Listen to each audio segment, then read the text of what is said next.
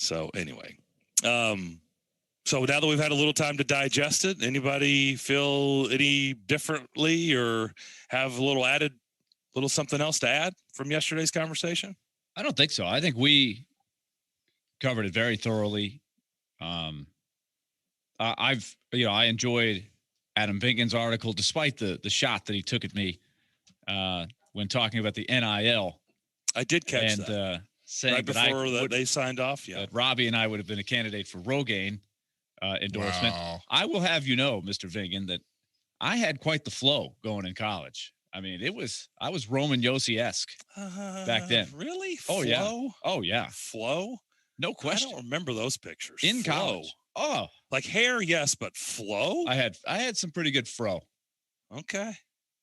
Fro flow. I mean, I've seen pictures where but it's good. It's good. I don't know if I'd go flow. You have when you're playing basketball, you can't let it flow too much, or at least you didn't back then. But Pete Maravich begs to differ.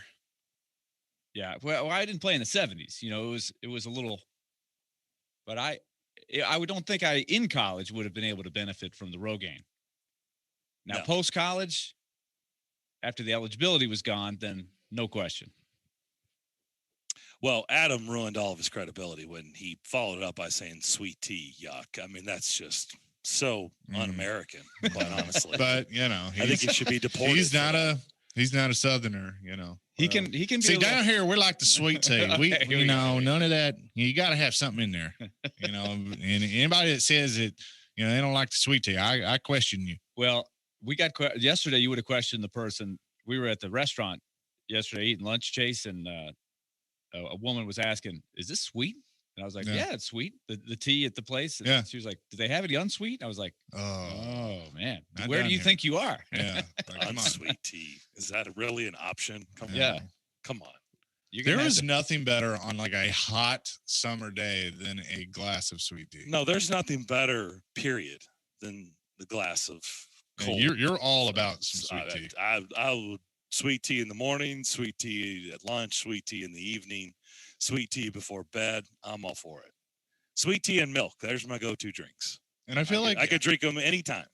And you say in the morning, I think it's acceptable in the morning because it's a caffeinated beverage.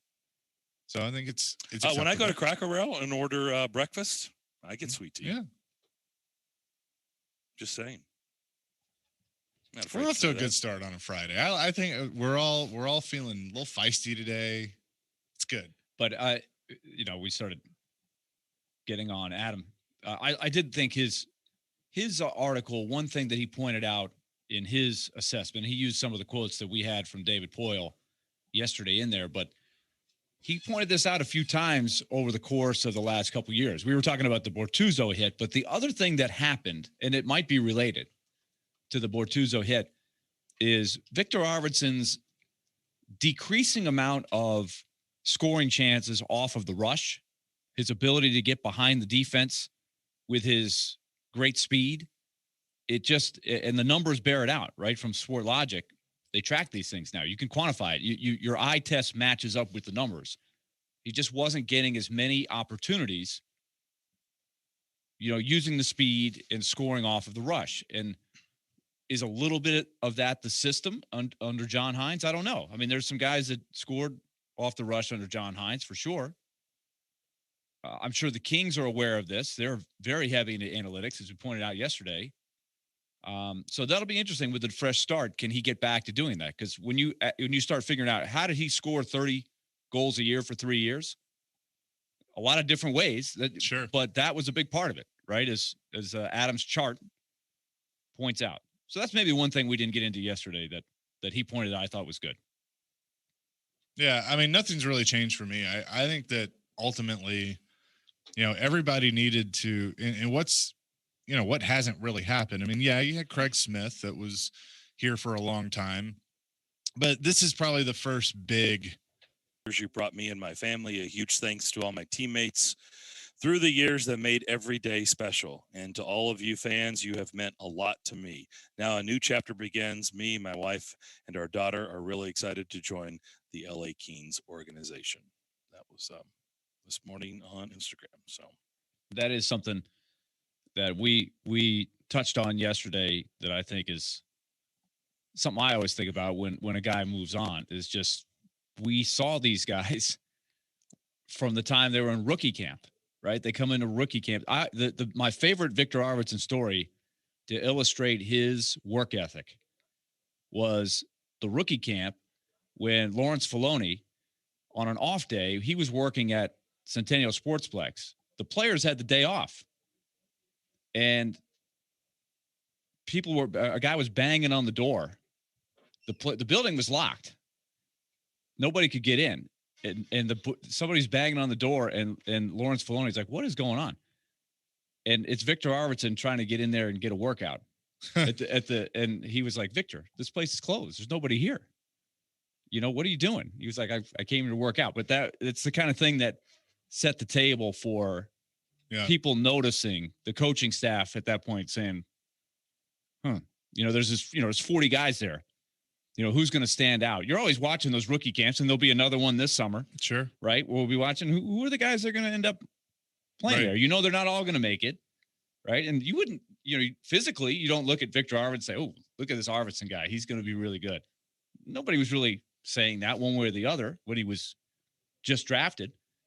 But that's the kind of thing that made a mark on the coaching staff. And then you watch him a little bit more. He starts standing out a little bit more. And then a few years later, boom, he hits it. But we watch all the stages of life, right?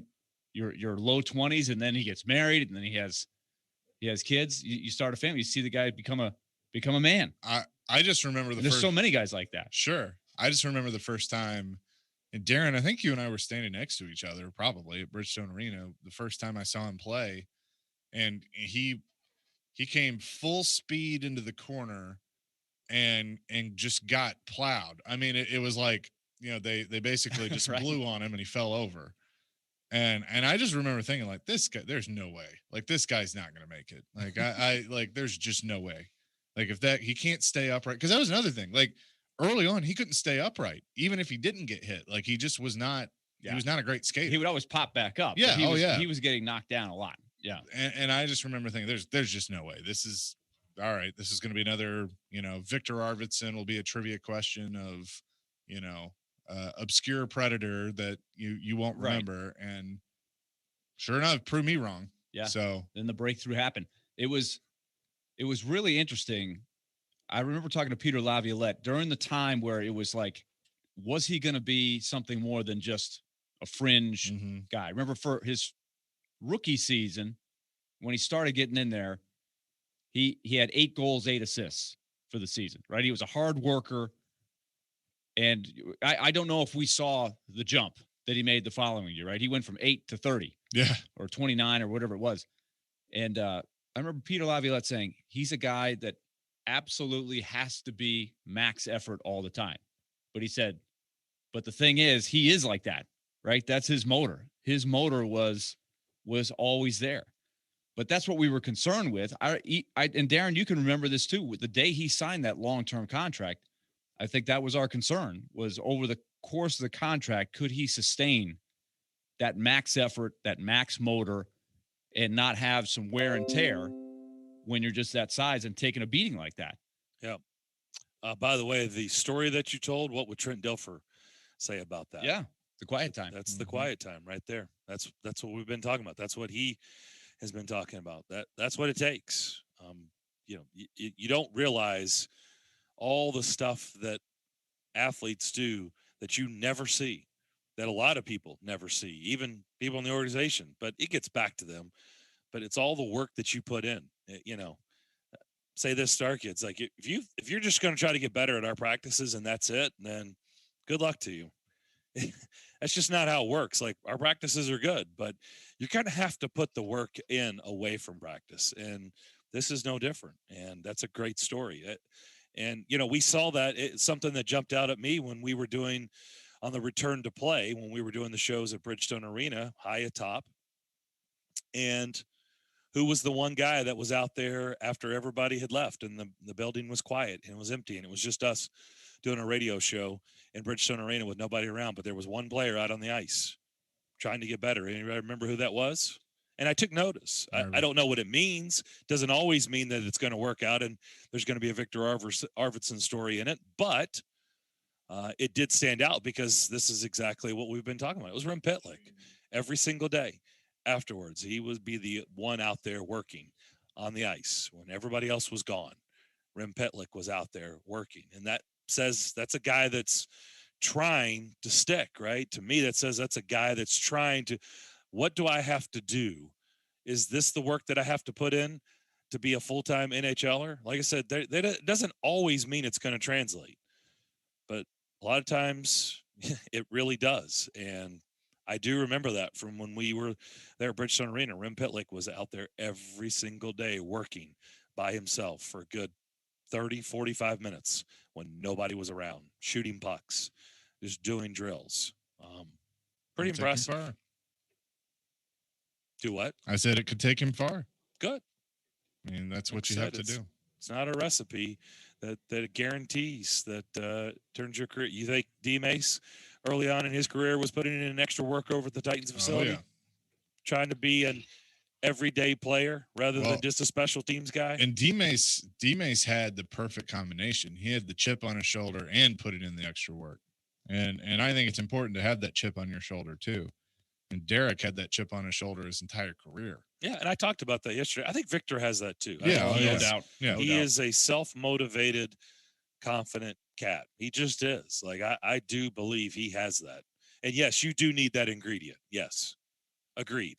Like you have, to me, if you're out there, if you're a fringe, if you're trying to figure out why, you do have to have that component. I really do. I believe you have to have that component to really make it work. And I think Victor Arvidsson, absolutely. And it has served him well in his career. And so we wish him nothing but the best moving to LA. It's going to be a big weekend in Los Angeles. So, gosh, in Los Angeles. It's going to be a big weekend in Nashville. Take two. Ready? Action. Sorry, I just thought about where Victor was going. I mean, it probably will be. It will be a big weekend probably in LA, but it's going to be a bigger weekend here in Nashville. You mean Lower Antioch? Is that what you're talking about? Or? No. It could be a big weekend there too. They know how to get it done in Lower Antioch. Yeah, they do. Do people still call it LA? Oh, yes. Oh, yeah. Shout out to LA, Lower Antioch. We'll come back, Butch Spearden will tell us about what downtown is going to be like. And now that Nashville is back operating the way that it is, what has that meant for downtown businesses? We'll do all that with Butch on the other side as you listen to Darren, Daunic, and Chase, ESPN 102.5 The Game. Hang out with us every weekday starting at 6 a.m. with Robbie and Rex Road. On paper, looks awfully good. Awfully good. Darren, Daunic, and Chase from 10 to 2. All that talk, all the cliches. It's an accomplishment. And Stillman and Company from 2 to 6. Efficient, hardworking. I can guarantee you. Watch live on Periscope, Twitch, and YouTube. Tune in anytime on the Game Nashville app or your home speaker. This is Nashville's best sports talk. ESPN 102.5 The Game. Ryan Porth here for Twin Spire Sportsbook. I take many mulligans on the golf course, but now is your chance to get one of your own. Download the Twin Spire Sportsbook app and you'll unlock a mulligan up to $1,000 if your opening bet misses. Just use code FREE1000 and take your swing with up to a $1,000 risk-free bet at Twin Spire Sportsbook. Void where prohibited. For terms and conditions, visit twinspires.com. Offer valid for new players only. Must be 21 or older and physically present in Tennessee. Gambling problem? Call or text the Tennessee Red Line, 1-800-889-9789. It's finally that time. Social Furniture's blowout 4th of July sale. You don't want to miss it before it's gone. Social Furniture is lighting you up with sofas, sectionals, dining rooms, and mattress sets for the whole family. Hurry up and get your new furniture before it disappears. Social Furniture offers same-day delivery and free curbside pickups. Buy today with no money down and no interest. Visit Social Furniture in West Nashville at 5412 Charlotte Avenue. Forget the big box store. Support local. Support social.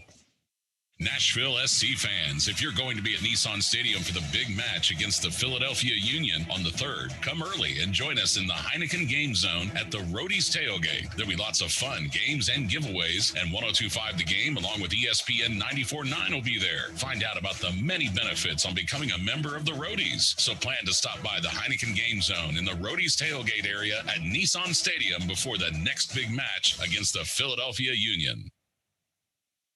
Blue Star medicated ointment gets 5-star reviews from our loyal users for fast relief of the pain and itch of almost any skin irritation. Blue Star soothes insect bites and fungal infections. It really works on the summer rashes I get every year. I had psoriasis on my elbows.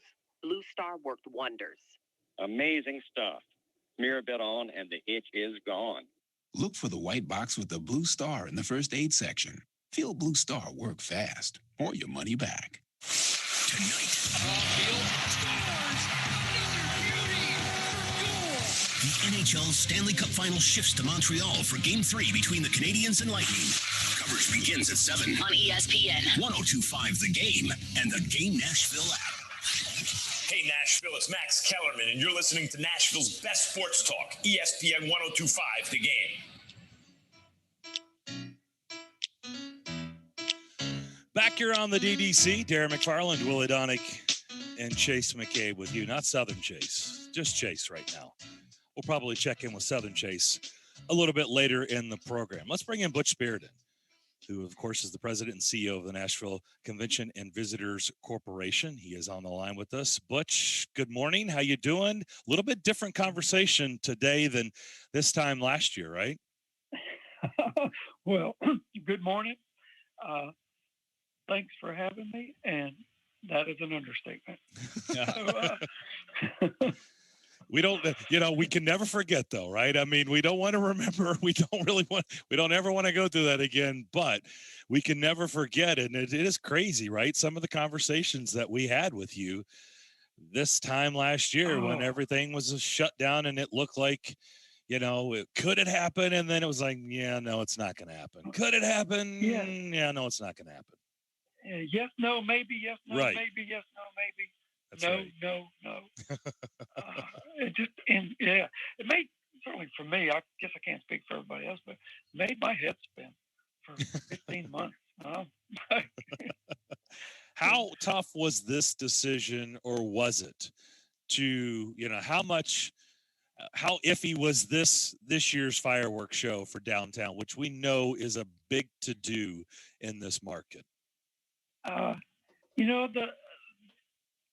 The iffy part was kind of getting through, what would be required with the health department. And maybe I'd say when we knew vaccines were coming, we all kind of said, if we get to this level by this date, then we can make some early decisions.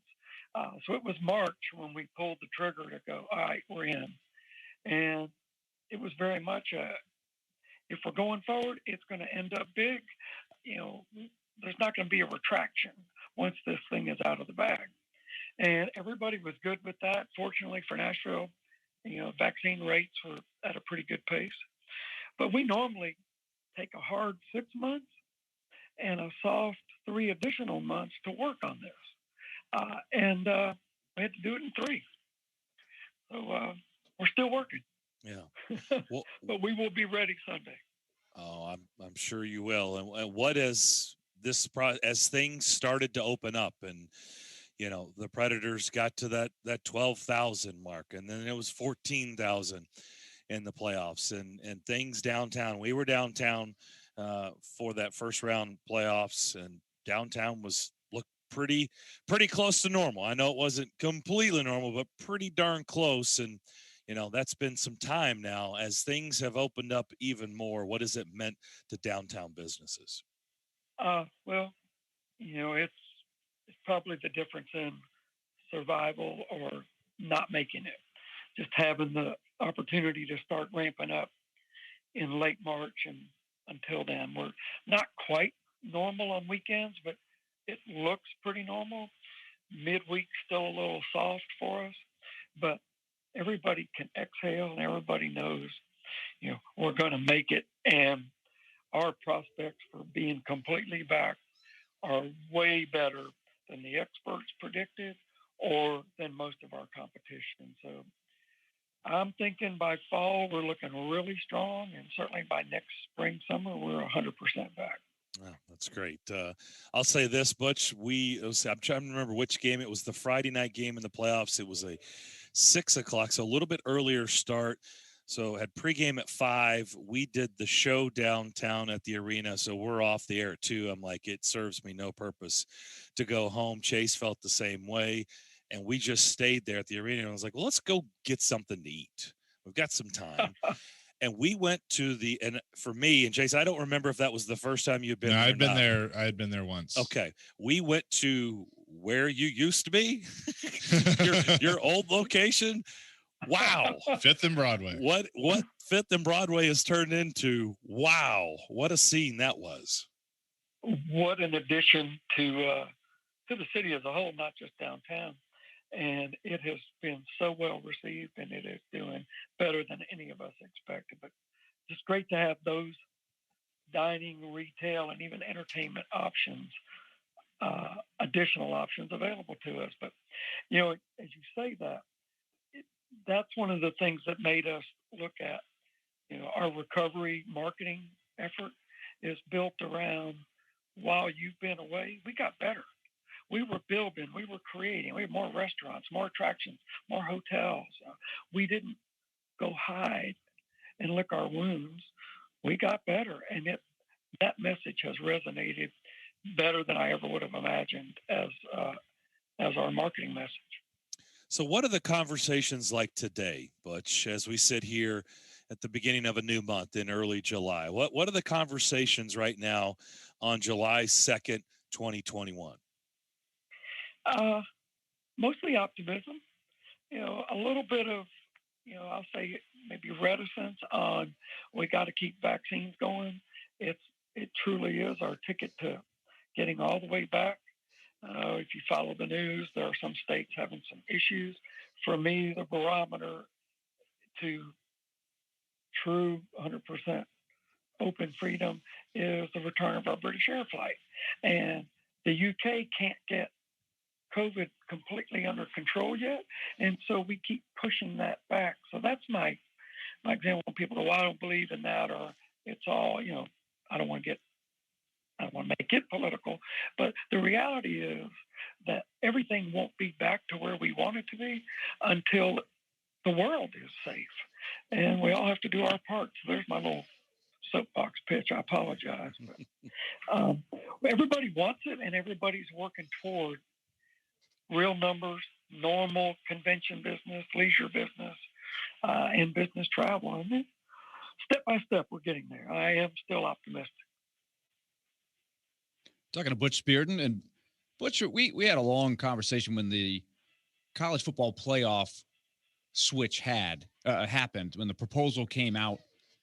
What is your vision of the bowl game? What do you think the possibilities are with as this all shakes out, as where, especially knowing that the facility is what it is right now? We'd all have a dream of a retractable roof and a perfect facility where you can open up doors to all kinds of things. But knowing when the playoffs are and what the facility is, what's your thought?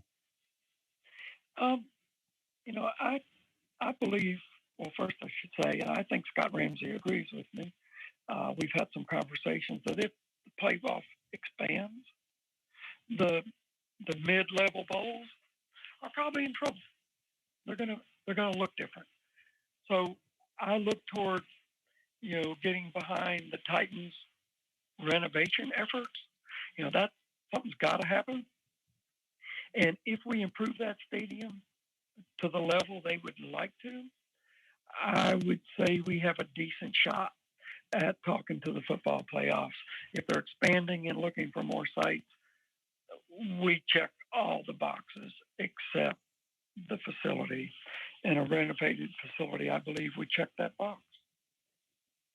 Interesting. And, you know, I don't know if you have ever talked to people about just a best case scenario, a long range thought, because we kick it around here all the time. But of course, we don't have to put the budget together. We don't have to write the checks and anything like that. But, you know, we've just wondered what a state of the art facility would do in terms of all of the things that down the road with World Cup or Super Bowl or Final Four, all of these things. I'm sure your wheels turn in that fashion, but you're one that has to have it tangible, you know, with reality.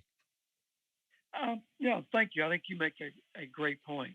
There are budgets, production budgets that go behind those type efforts. But I think a renovated stadium definitely enhances our World Cup prospects. Having the Mexican national team here the other night is a good example that they have confidence in both the Titan team and the city. It wasn't quite as big a crowd, but 8 o'clock on a Wednesday night, 30,000 wasn't too bad. We're talking to them about another big game this fall. Hopefully, we'll get an announcement really soon. We're trying to finish that up, but that is real. Going to the NFL and saying, "Can we bid on Super Bowl with a renovated stadium?" I can't tell you we would definitely get a game, but I can tell you we will definitely submit a proposal, and we will make a hard case. And they know our hotel market is solid, and they know our entertainment is solid, and they know we can execute big events. So the quality of that renovation is key to so much. And then the difference in open air and roof, night and day. College football, Final Four. I would go so far as to say we should not think we couldn't talk about a regular rotation in the Super Bowl conversation. So, on one hand, we've always kind of maybe hindered ourselves by our own thinking. We can't do that, but y'all know me well enough. I'm a glass half full. I believe we can do whatever we want to do, and that's how we ought to look at it. Let's decide what we want, and let's go do it. We don't have to do everything, but let it be our choices and not somebody else's. We're talking to Butch Spiriton about all the things happening here in Nashville with the 4th of July weekend ahead of us. And something that is near and dear to me is racing. And for so long, didn't really have any major racing in our town. And now this summer, we have 3 big events. Just had the event out at the Nashville Super Speedway for NASCAR and their return, the Superstar Racing Experience coming to the fairgrounds July 17th, which is led by Tony Stewart, Elio Castro That's Neves. going to be a pretty cool event. I don't think Nashville understands that yet, but that's going to be a pretty cool event. Oh, I'm excited about it because one, you're putting the fairgrounds, that racetrack, and so much going on with it, news with it. It's going to be on national television, which is going to be huge. And then having the stars, Tony Stewart, Bill Elliott, Tony Kanaan, Paul Tracy, Bobby Labonte, they're all going to be involved. But the big one coming up in August, the Big Machine Music City Grand Prix, we're going to be doing a lot with that on this station. I have envisioned it several times in my mind of what the layout's going to look like. I know they've started putting a lot of the infrastructure in around Nissan Stadium, but how excited are you to have all those people around the stadium and the streets of downtown to watch a race, but also be a part of a big party like Nashville knows how to do? I'm pretty stoked about it. I love anytime we can do something different. I love it when we can make it big and televise it and wrap it in music. So we're doing all of that. I think Nashville's in for a treat so far. Everything I've seen by Matt Cruz and Chris Parker and Jason, they're doing it right. They're being very thoughtful, and I think if weather allows, it will be every bit as fun as we think it will be. And just like I mentioned, racing's so important to me. There are a lot of people in this market, whether it's NASCAR or open wheel, obviously Joseph Newgarden being from Hendersonville. How important has it been in conversations to know that, they want to be here. So we need to make sure that this happens. And not only do they come for this year, but we're able to keep racing here for a long time. Really important. It expands our potential market, our audience. It talks to new people, especially the Grand Prix really opens up more international opportunities. It has global appeal. But each one of those races does something a little bit different. And I think that's what's special about Nashville. We can kind of tweak, and we like to do something new. We like to do it different. And then we like to put that music brand on top of it. They have a 3-year contract with IndyCar. I expect for it to be long past 3 years that we're still doing that race. This is probably one of the most obvious questions that anyone has asked, but when you were talking about, 5th and Broadway being where your old home was, when the Music City Center finally was approved and it was built and opened, did you really envision just how much it would change the city? Because if you think about, it started with the Titans and the Preds and building the arena, building the stadium, all of those things. But when that facility opened, it was just like the floodgates open and so many people started moving here. So many events started moving here. Could you really fathom at the time just how much it would change things? I will answer for Butch. Yes. Yeah. Yeah. I would have to say no. I fell on my sword. Y'all know that, over getting it approved. Right. So I was confident that it would be successful. But what it did to Nashville's profile, the dining scene, we became a foodie city. Well, that was because disposable income was coming to town in big numbers in the form of conventions. And then that opened people's eyes that came for conventions. Where, oh, Nashville's not what I thought. And then it's just continued to morph. And so far, we've been able to hang on to, a bit of our authenticity and character. It's getting harder, and I worry about that. But no, but anybody tells you they saw this coming with that is totally lying, including me. Well, I know that because of a lot of conversations we had over the years and a lot of conversations that Willie and I were privy to behind the scenes, that, for a lot of events, it was about getting that new convention center. Like, it was the but. We love you guys, but, right? Nashville was the but you need the new convention center, and then we'll bring our big shiny event to your town. But until you get that, we're out. But we love you. Spot on. It started. Russ Simon and I tried to talk to the NHL at the draft. Think about what I'm about to say. We'll put a tent up on Broadway because they were worried about weather, winter. Mm-hmm. They were scared of the market completely. And we were, stretching ourselves beyond what we had ever done, trying to convince them. But they wanted to see that building. And then they learned we weren't a bad market. After the All-Star game and Stanley Cup final, they get us now.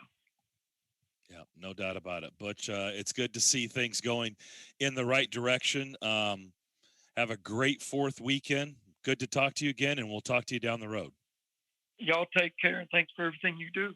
Appreciate Thank you, Butch. That is Butch Spirit, and he is the president and CEO of the Nashville Convention and Visitors Corporation. We will come back. More discussion on the other side as you listen to Darren, Daunic, and Chase, ESPN 102.5 The Game. Your speaker at home is so smart that even Alexa knows where to find Nashville's best sports talk. 102.5 The Game is Nashville's best sports talk. Ask Alexa to enable 102.5 The Game. Once enabled, ask Alexa to play 102.5 The Game. Welcome to 102.5 The Game. We are Nashville's best sports talk, ESPN 102.5 The Game. From the Fox 17 News Code Red Weather Center. I'm Fox 17 News Code Red meteorologist Jan Guthrie. Skies are going to become sunnier and sunnier as we carry on throughout the day. Afternoon highs, low 80s. We'll stay there for Saturday, and then Sunday and Monday, back to the 90s. This weather report brought to you by Hiller Plumbing, Heating, Cooling, and Electrical. Call the Happy Face truck today. Hey, Smashville, it's Robbie Stanley, and I want to tell you about my friends at Spring Hill Heating and Cooling. They're locally owned and operated, and right now they're running a great tune-up special for one system for only $55. You heard that right? A great tune-up special for only $55. One of the many ways to save at Spring Hill Heating and Cooling, and right now you can get 6 months, no interest financing available on repairs. Spring Hill Heating and Cooling, offering premium service without the premium price. Do yourself a favor and check them out at springhhillac.com, your proud partner of Smashville Live.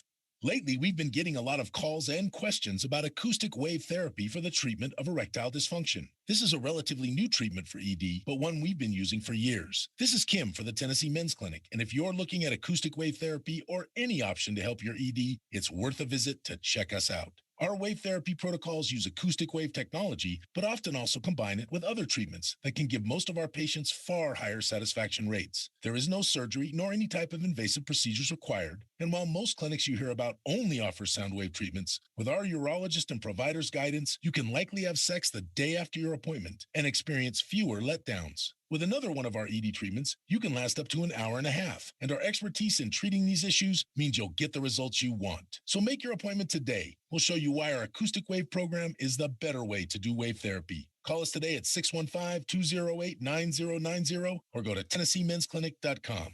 Visit our website to learn more, including side effects. Treatments extra. Results vary.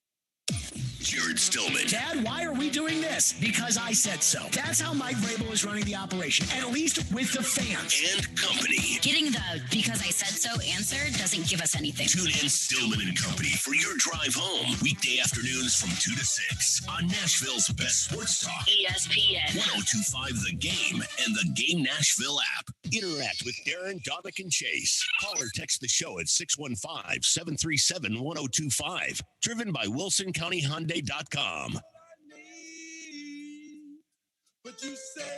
Coming up at high noon, you just made the list. Who or what has made you mad? A pair of 4-day passes to Bonnaroo on the line. That's, of course, the big music festival in Manchester.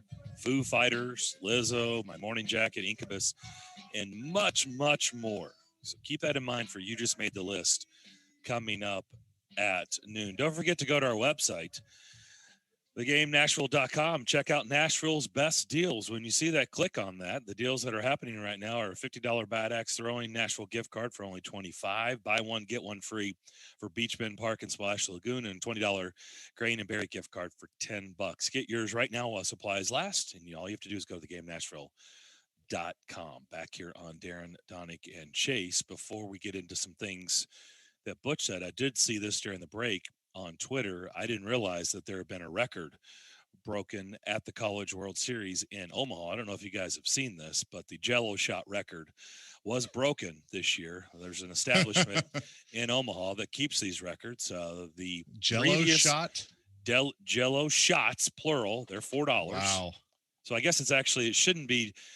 I don't know why we say Jello shots, right? It's a Jello shot for $4. So, but they do have the sign that says Jello shots, $4. Can you get 2 for $7?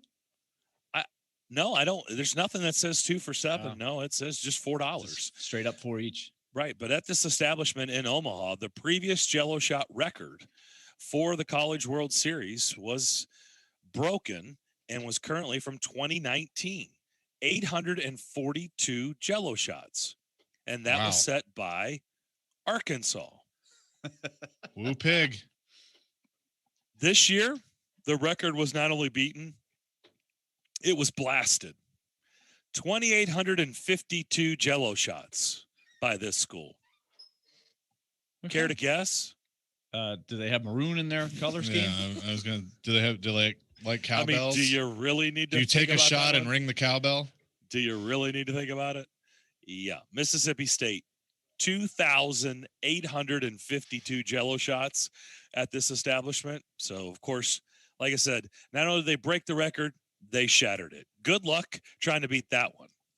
Arizona was dead last with 19 shots. What's up with Arizona? I thought Arizona was a party school. Ooh, well, Arizona State. Arizona State, you're right. Yeah, Arizona State is the big party school. You're right. Arizona dead last. So talking 19. about this, Gina from promotions, I'm surprised that she's not up here giving us the load. Now she went to Arizona State, so she knows all about this. Okay. Yeah. But yeah, Jello shots, interesting. Pac-12 not represented well. They were the bottom feeders. Arizona and Stanford.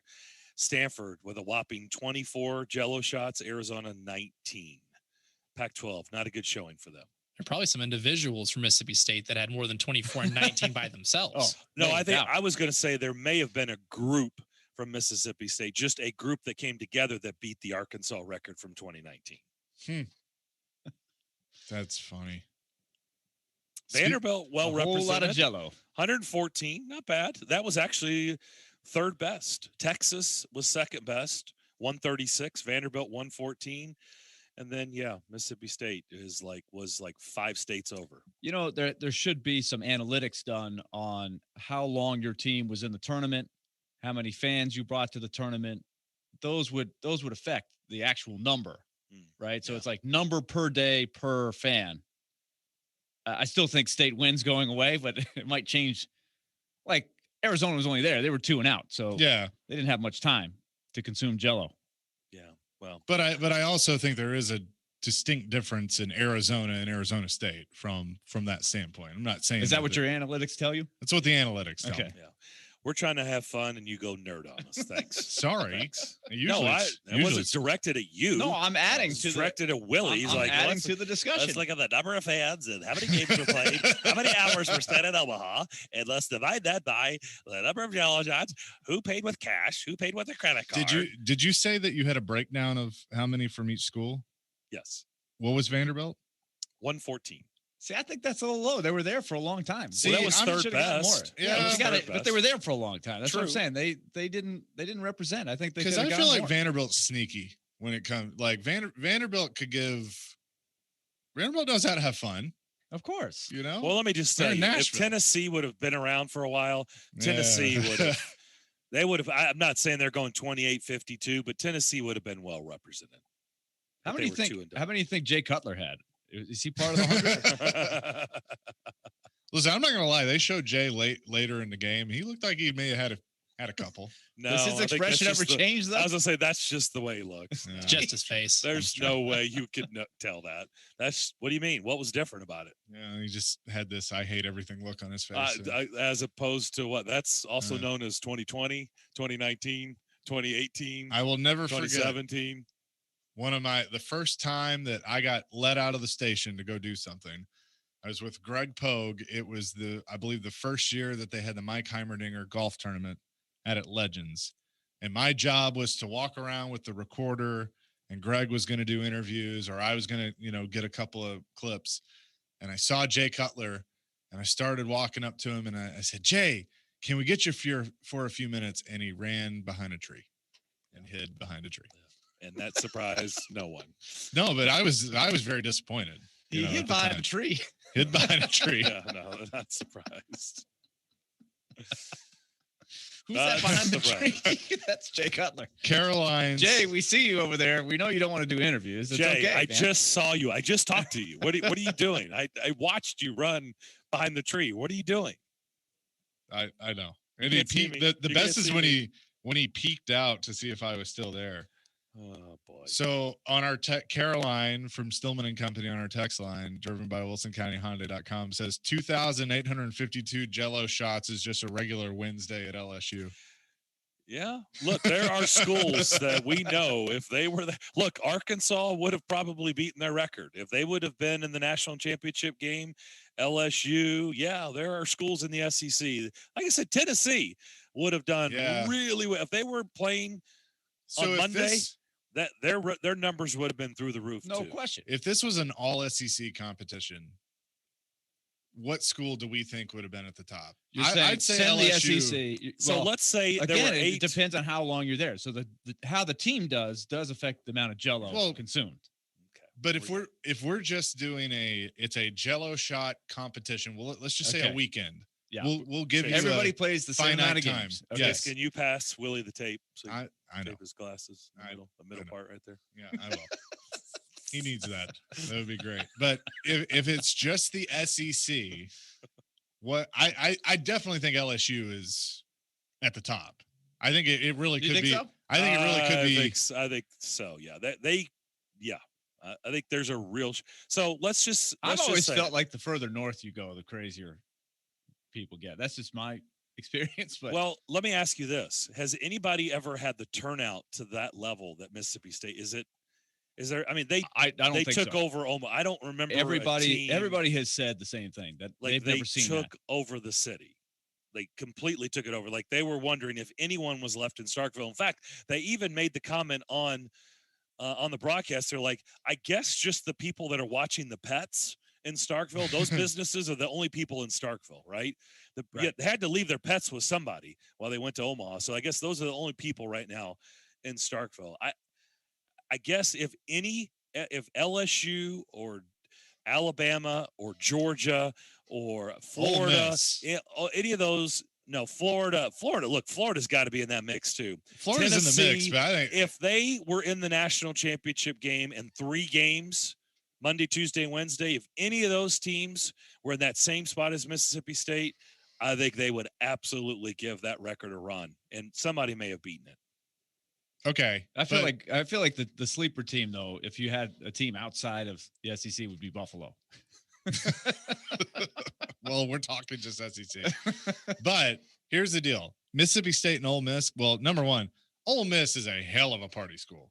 And I can tell you why. Because in Oxford, Mississippi and Starkville, Mississippi, been to both, there is not bleep to do other than partake in good times. Well, that's why my theory is the further north you go, because in the cold months, they're literally that's what happens. There's no outdoor activity.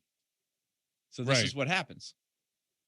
But also, I agree with you on Ole Miss, especially if you look at their baseball field. They have a very large supply because when they hit a home run, they wing their drinks up in the air, right? Which is a great visual effect, but that also tells you that there's a lot to spare.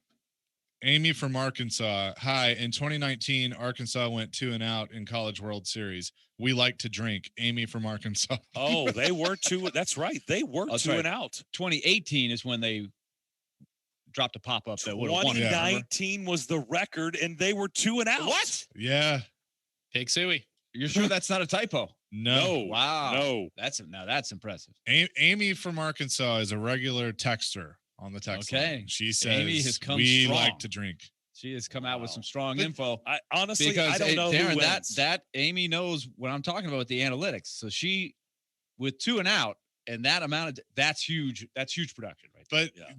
But I do think this is important. I mean, especially like when the NCAA tournament rolls around, the venues they go to, how do you think they sell? How's the alcohol consumption? I would say it's pretty good. How's the merchants around the arena, all the bars? How do you think they do? How's Nashville done whenever Kentucky's in the championship game of the SEC tournament? Not bad. The Blue Mist. You ever been down there and seen it? I've been there. They kind of take over this city. So yeah, they can throw them back with the best of them. I wish I could read this have next text, but I can't. I wouldn't say they take a backseat to anybody. I'd love to know, honestly, who would win out if you had the same amount of fans, the same amount of time in Omaha from the SEC. Who would win out? I don't know the answer to that. I really don't, and I would love to see it. I don't know. I don't want to see the carnage because I'm not sure what the fallout would be. I'm not sure how many would end up in the hospital, but I would like to see who wins out in that contest. Well, I don't know. I think another analytic thing would be your preference of Jell-O versus other means of entertainment, right? Or, other beverages. Like who likes Jell-O the most? That's part of it, right? True. Vincent from Dixon on our text line, driven by WilsonCountyHyundai.com. Wisconsin would give them a run. They have beer tents at church picnics. You would not have that in the South. I'm telling you, man, the more north you go, like Nick Barnowski, he's tweeted us. He says, Michigan State would hang. That's another. You go north, man. Yeah, they can hang. There's no doubt. They can drink. But again, is it Jell-O? We're talking Jell-O here. Right. It's we're talking not specialized. Beer. We're not talking but beer. I mean, specialized skill. But the thing is, well, it's not though. Like Jell-O's easy. I know, but it's still like, some people like, Frank the Tank in old school, with the beer bong. But I feel like anybody that, even if you're not like a shot person, anybody could do multiple Jell-O shots because you don't really taste the alcohol. Yeah, you can go right. a dozen deep easily. Well, you pay the price a little later, right? I mean, honestly, Jell-O shots have never really done that much to me. They don't really. Why? Well, I don't know. I mean, I do it because it's like the fun thing at the party to do. They bring them by. It can be messy. No, but I had like, honestly, you know why I don't like them? It's just too much damn work. If I want to have a drink, it's just too much work. It's a lot of tongue exercises going on there. So work ethic has to come into play there. What you got to? Well, unless it's either you put your finger in there, so how you digging it out? Chase. You say, whoa, how are you digging it out? Well, Tongue, finger? I've had a lot of tongue exercises at parties, but that's not we see. We've lost Elijah. Why? We just lost Elijah. Why did you? Elijah's gone. Elijah is out. We just lost Elijah. Let me just tell you, thank God Porth is not here. Holy crap. Oh, he'd be gone too. His cackling would be heard in Murfreesboro. Holy crap. Gina just walked in. I'm waiting for her to hear that last line. Oh boy. What? There it is. I mean, where was the filter? Like you just went blah. What filter? Here goes. Why do I need a filter? She's walked out too. There's nobody left in the studio. The building is empty. I mean, you put it right there on a tee. I did, not. I didn't think anybody would step up to the plate. I couldn't resist. So how do you dig it out? Nobody's answered the question. How do you Darren, dig it out? I don't know what parties you've been to. The key is the presentation where you have like it's just an easy pickup with maybe a stick in there or something. You just stick. You don't use a stick. You use this. You use your tongue. Like what are you doing? Jello shots in the woods? What are you talking about? And you can a toothpick. Depending on the cup that it's in, you can squeeze it and then push it from the bottom. Yeah. That's a good method. The squeeze. Yeah, but then you lose out on so much. Like you gotta clean that sucker dry. You gotta slurp it. It's gotta be bone you can dry. do that. You gotta slurp it. Yeah. Nate just tweeted and said, "Where's the FCC today? They're off for the 4th. They're off today. They're recognizing today is the 4th." Well, another issue is with the slurp. White T-shirt, red Jello shot. That could be trouble. Yeah, because then the rest of the night you got the splotch all over your. Right. Everybody's staring like, at what it. happened, man? Bad Jello shot. Gina will appreciate this, and she can confirm. Kevin on our text line says Arizona State is the Alabama football of partying. Yeah, they do. They win. I remember when. Can confirm. Wasn't it Playboy always put out their party schools, the top 20 party schools? And that's why they're like always number one, right? Because they had the polls. So, yeah. It's a badge of honor. Yeah. Wisconsin was always there. No Arizona question. State was always there. So, yeah. Well, I mean, Arizona State, just the area in which it's in is just a party territory. Like you don't even have to go there. You just go to party, which I've never done. I really wish I had. I just want to see Willie digging out a Jello shot with a stick. Keith, how old are y'all? Clearly not old enough. Brandy, y'all need better Jello shot makers at your party. You can taste the alcohol in my Jello shots, and they're fantastic. Yeah, no, it is key. Who's making the Jello shots? Because if you get a heavy pour with the vodka, right, then that could change things. But typically, in a bar, especially, you're probably not gonna get the heavy pour, right? Yeah. Or no? I wouldn't think so. I would say probably. Now I like. What bar is it? There's a bar in town that they do them in the syringe. Yeah, I think that's it's the one on 2nd Ave. Yeah. And then Losers has the Jello shots in the clear. I'm clearly a professional at this. They have the clear ones that are like they're not hard plastic, so it's like they're easy to push out. Yeah. You got to suck it out. That's Don't you tongue love it the way and then suck it out. See, Gina was like, I think, and then she gives like this great description. It's like, yeah, Gina, just say, that's. She's the expert. Yeah, she is. Why do you think we brought her in here? Contributing to the show. But I just like the way she led off. I think, and then it's like, no, I think That was good. That was good. Good stuff. Good description. Thank you, Gina. There's a big announcement that we'll reveal in the second hour. I'll just leave it at that. Big, and it gets me really. 94.9. Tune in all season long for the broadcast with the voice of the Sounds, Jeff Him. Nashville Sounds Baseball on ESPN 94.9 is brought to you by Farm Bureau Health Plans and 312 Pizza in Germantown. Lately, we've been getting a lot of calls and questions about acoustic wave therapy for the treatment of erectile dysfunction. This is a relatively new treatment for ED, but one we've been using for years. This is Kim for the Tennessee Men's Clinic, and if you're looking at acoustic wave therapy or any option to help your ED, it's worth a visit to check us out. Our wave therapy protocols use acoustic wave technology, but often also combine it with other treatments that can give most of our patients far higher satisfaction rates. There is no surgery nor any type of invasive procedures required. And while most clinics you hear about only offer sound wave treatments, with our urologist and provider's guidance, you can likely have sex the day after your appointment and experience fewer letdowns. With another one of our ED treatments, you can last up to an hour and a half, and our expertise in treating these issues means you'll get the results you want. So make your appointment today. We'll show you why our acoustic wave program is the better way to do wave therapy. Call us today at 615-208-9090 or go to TennesseeMen'sClinic.com. Visit our website to learn more, including side effects, treatments extra. Results vary. 312 Pizza Company is a proud sponsor of Nashville Sounds Baseball on ESPN Radio. Discover Hit City as your Nashville Sounds take on the Reds AAA affiliate Louisville Bats at First Horizon Park. First pitch this Sunday at 6:15. Celebrate 4th of July with a post-game fireworks show, courtesy of the Nashville International Airport. For tickets, visit NashvilleSounds.com.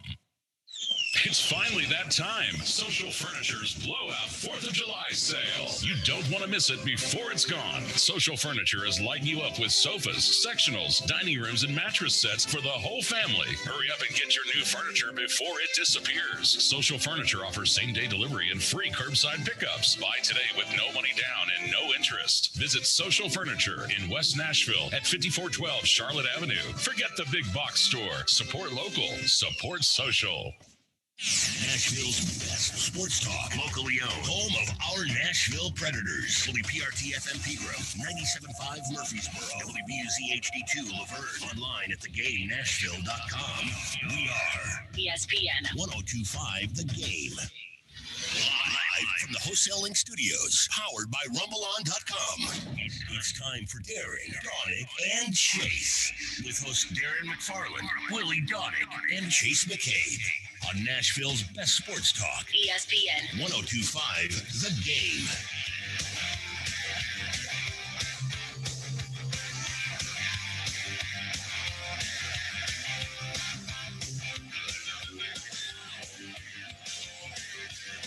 Second hour, Darren, Daunic, and Chase here on ESPN 102.5 The Game. Before we bring in Big Rob, got to ask you, Chase. I've been thinking about this during the break. I like Southern Chase. Can we get like a drunk Chase? Maybe you can be like the Jeff Dunham on this show. Like you could, we could have Southern Chase, drunk Chase. We'll come up with some other Chases. Maybe call him Party Chase. Party Chase? Yeah. Okay, let's do Party Chase, Southern Chase, and we'll come up with some bits. And you can just like turn into Jeff Dunham on the show and just break out into one of those chases. Let's bring in Big Rob. Robbie's met Party Chase a time or two. Yeah, I think I have too. You have too. I have too. Robbie Stanley can be heard mornings, Monday through Friday, 6A to 10A, leading up to our show. He's one half of Robbie and Rex Road. He now joins us. Robbie, how you doing? Well, if the conversation keeps going this way, none of us may be heard next Monday morning.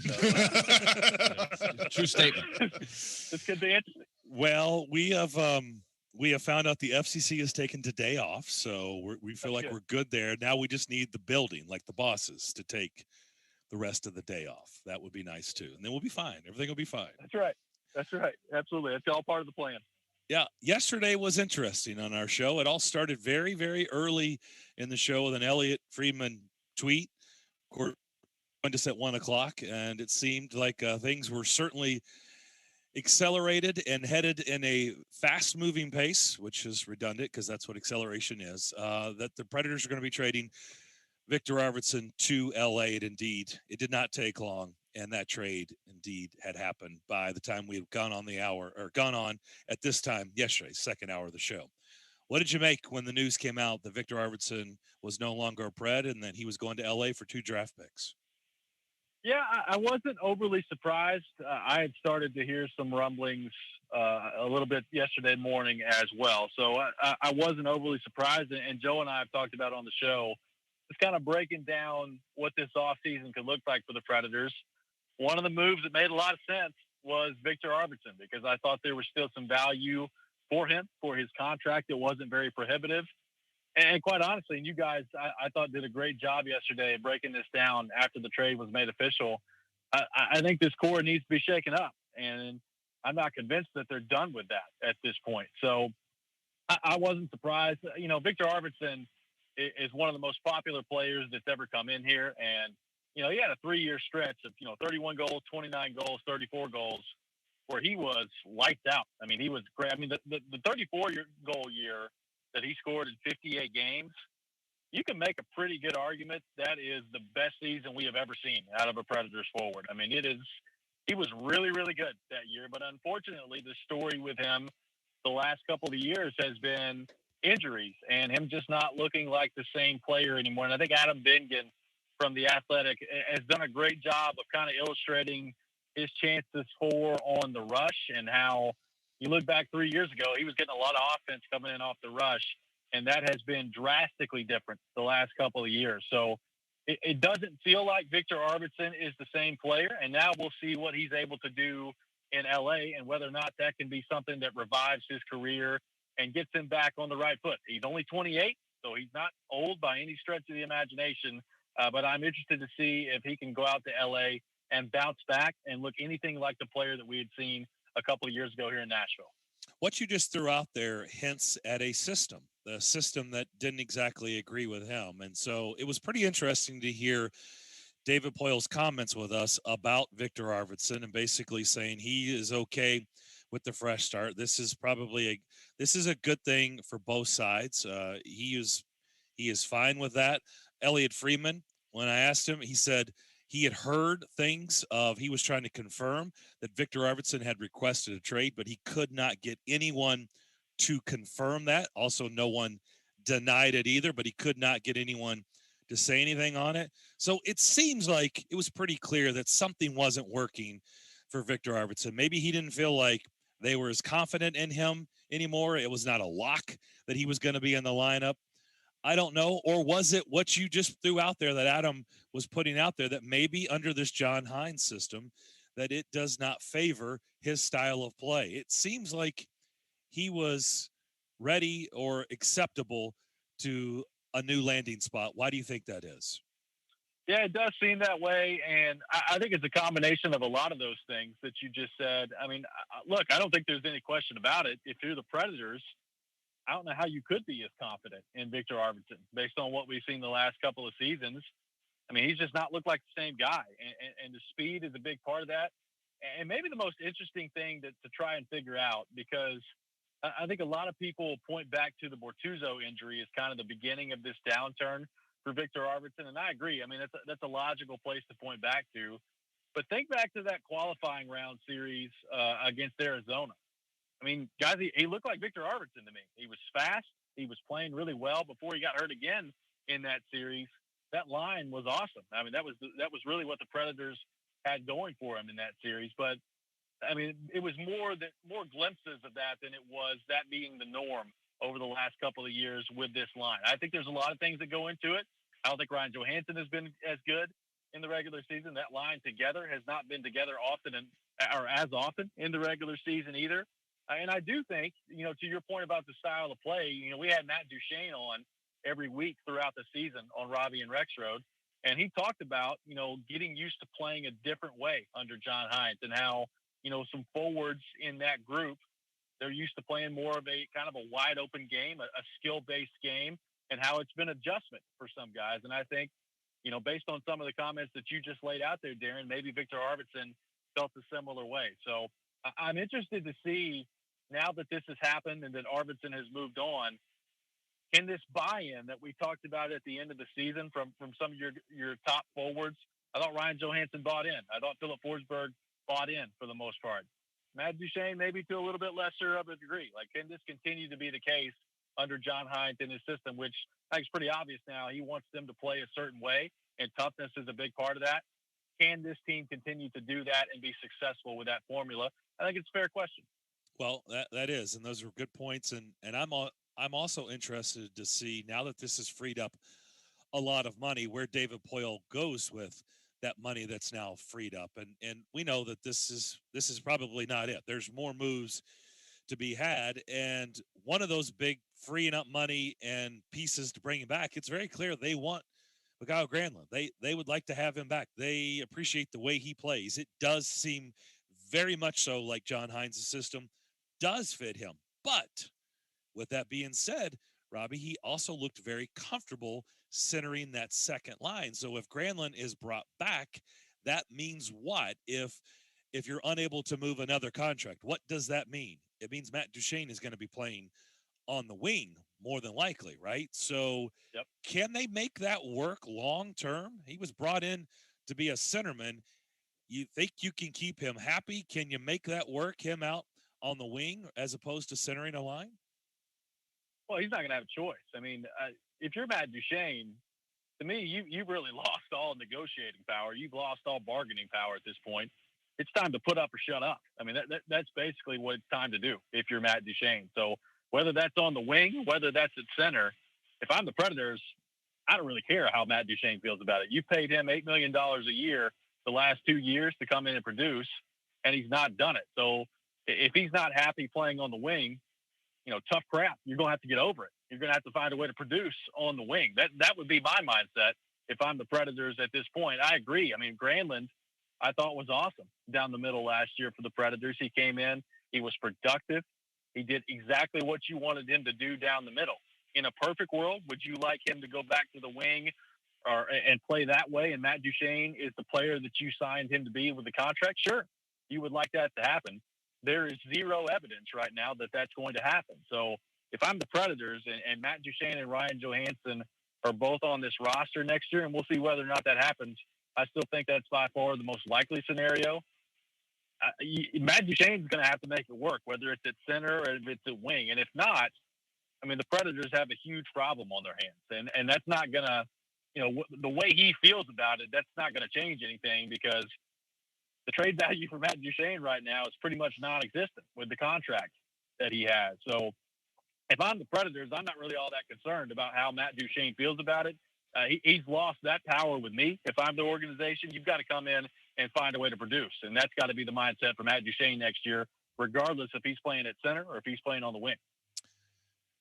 I asked Willie and Chase and everybody who came on this show when we were talking Predators with them, what's number one on David Poyle's list of things to do? What's the number one thing?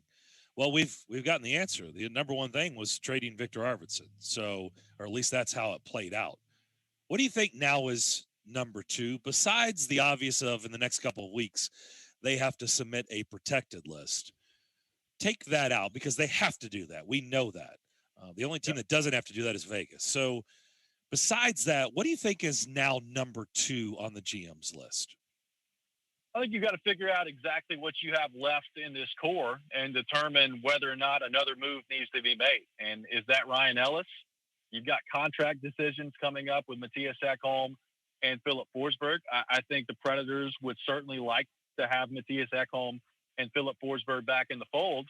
But this is also, I think, a really interesting time for them as well because, look, guys, I don't think it's any secret. You saw their reaction yesterday, Philip Forsberg most notably. They are not fans of Victor Arvidsson being traded. And based on some conversations that I've had, I can tell you they're not fans of Victor Arvidsson being traded. You expect that, and you're never just going to, watch one of your friends be traded away and love it. But there's nothing coming back right now helping this team immediately. You've got a second-round pick coming back. You've got a third-round pick the following year coming back. And that's fine. I think that's good value for David Poile. But the players in the locker room, they view those trades a little bit differently than you do a Shea Weber for PK Subban trade where something immediately is coming back to help you right now. So I'm interested to see what happens here because I still believe Philip Forsberg and Matthias Ekholm are both going to want to be here. And they're both going to want to be here long term. But I think David Poile has really got to look at this core through the rest of this offseason here and determine exactly where they are in terms of being competitive to win a Stanley Cup. Because if I'm Philip Forsberg right now, you are 1 year away from unrestricted free agency. Yes, you want to be here. Yes, you love Nashville. All these things are true. But if at the end of this offseason, you look at this team and you don't like the direction that it's going and you don't like the moves that were made in the offseason, and you don't feel like you're all that close to being a Stanley Cup contender, do you hold off on signing an extension and see how the season goes? And if you do that, at what point, if you're the Predators and Philip Forsberg's not signed an extension this summer, do you start to worry and say, all right, well, we can't lose Philip Forsberg for nothing. when do you entertain the idea of trading him? I mean, this to me could end up being very interesting. So, look, I still think Philip Forsberg wants to be here. I still think Matthias Ekholm wants to be here as well. But if I'm those two guys, I'm watching the rest of this offseason very closely and determining, at what point do you entertain the idea of signing an extension with the Predators? That to me is the number one thing that David Poile and this staff is going to have to figure out. I still am very interested to see what the pruning of this roster looks like and how that could affect decisions from Forsberg's camp and from Ekholm's camp as well. Talking to Robbie Stanley, and Robbie, excellent points that you're making here.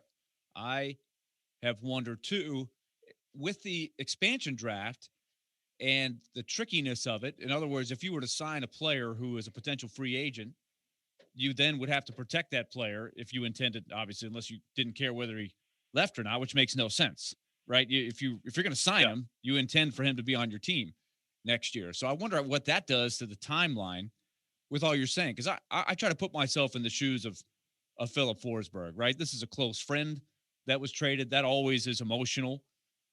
So your first instinct is going to be thumbs down. There's no way around it, right? These guys are human, right? This is your buddy. This is your confidant. This is a guy that you've played a lot of great hockey with. But as time goes by and you see how the roster ends up looking maybe at the beginning of training camp, that you might have a little different perspective when you know that this is just the nature of the game, for sure. But, if David Poile does want to make a statement and say, okay, this is what I'm doing here. It's point A. This move leads to this move. I'm going to sign this guy. We can use Mikhail Granlund as an example, but he can't really do it until after the expansion draft. So I think this is going to sit for a while, in my opinion. No, you're exactly right. And to that point, Willie, I mean, there was a lot of reaction yesterday from Predators players. Philip Forsberg's, post on Instagram, Ryan Johansson and Matt Duchene posting about it as well. And look, I totally understand that side of it. It's the human side of things, and that's kind of what can be the tough part about this business is you've been around Victor Arvidsson for a long time. If you're Philip Forsberg, he's a good friend of yours. They're all, from Sweden as well. Very close bond that they have. So it's tough to see him go.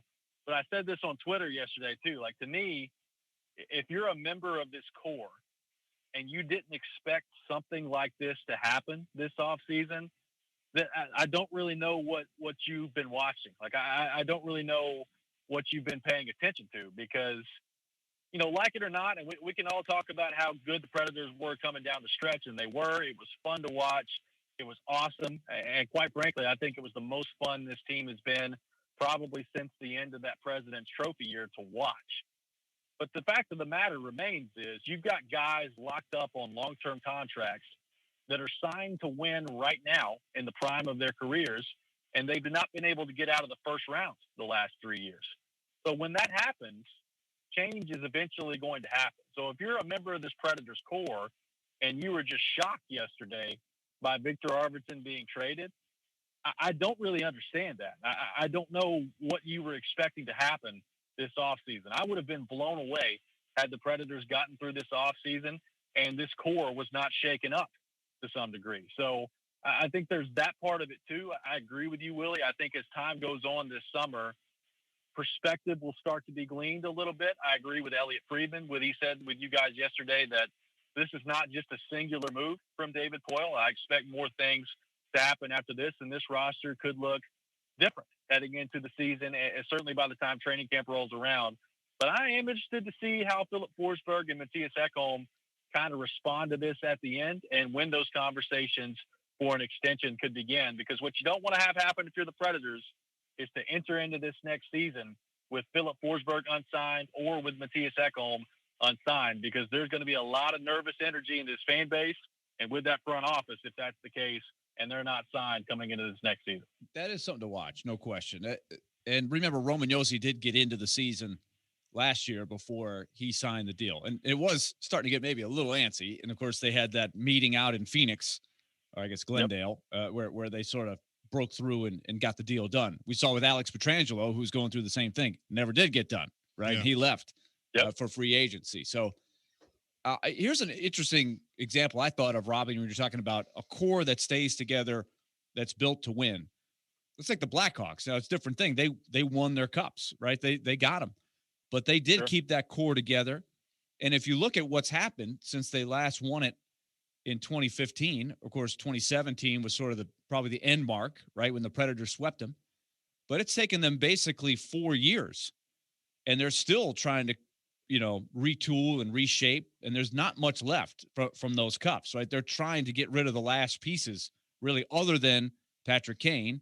And of course, Taves now, who has now said he's going to come back and try to play. He's had some issues there, but you see what I'm saying? Like they got their spoils, but there's a huge price to pay somewhere around there if you're not constantly retooling and reshuffling. This is where I think David Poile started the process last year of just overall trying to make the team a little bit younger. Well, and to that point, Willie, I mean, it's okay to add new pieces to the core, right? I mean, you're going to need younger players to be a part of that core. And I think David Poile fully believes that Ellie Tolvanen and Philip Tomasino are going to be a part of that core. I mean, I don't know about you guys. I came away from the conversation you had with Poile yesterday thinking that, I mean, Philip Tomasino is going to be on this team next year. I mean, it feels like they're going to give him every opportunity to make this team, and he's going to have a role with this group. And I think that's good to see. I think, getting younger is important. But it also, I mean, a lot of this boils back down to the guys that more than likely are going to be here, and that is Johansson and Duchesne and Forsberg and Ekholm. Like, they've got to find a way to notch this thing up a little bit. Forsberg and Ekholm, to a much lesser degree, I think they've been very good for the most part. Johansson and Duchesne, you've got to find either a way to move those contracts, or they've got to find a way to play better, or you're just stuck at that point. So I agree, Willie. Like, I think getting younger is a priority. I think it should be a priority, and I think we've seen David Poile start to take those steps with the moves that he's made the last couple off seasons thus far. Talking to Robbie Stanley, NHL.com, and also co-host of Robbie and Rex Road mornings from 6 to 10 here on ESPN 102.5 The Game. So you talk about adding to the core, whether it's the young players that are coming up through the system, but as you look ahead to free agency, you have the flat cap. There aren't a ton of big names that are out there. Could you see that the additions could be what I like to call the David Poile specials, maybe a buyout candidate somewhere that you can get on the cheap, or those bargain bin guys that, like an Eric Halla that they got last year, that they could add rather than going and making the big splash. Like, because I heard you guys talking about this morning, I don't see Taylor Hall coming to Nashville, and I don't think they need to do that. No, I don't think that's going to happen. There's a natural connection there, and we had somebody ask us about that on the text line about, John Hines and Taylor Hall, and he coached Taylor Hall to his MVP season, and certainly there's a connection that's there. But I don't know if that's the route that David Poile and the Predators should be pursuing at this moment. I think throwing a lot of money at yet another winger to come in here may not be the best way to go at this time. And look, after the move yesterday, you've got a little bit more than $22 million worth of cap space at the moment. And that sounds like a lot, but you also have UC Saros to re-sign. You have, what's going to happen with Pecorino? What's his contract going to look like if he decides to come back? Brandland, a part of the fold as well. I mean, there's a whole, laundry list of things David Poile is going to have to get figured out. So I think free agency this year, number one, I'm really interested to see what the market looks like in terms of the dollar value assigned to these players. Like, what is Mikael Granlund going to be worth on the open market to other teams? I don't know. Like, I think that's a really fascinating question. Obviously, last year, I mean, think back to the end of season press conference a year ago when they were done with the bubble in Edmonton. I mean, David Poile all but said goodbye to Mikael Granlund. I mean, they were basically moving on from Mikael Granlund and Craig Smith at that point. And then, the market, the offseason doesn't go how Granlund had hoped, and he's not, able to get as much money as he was hoping for, and he comes back to Nashville on a great deal.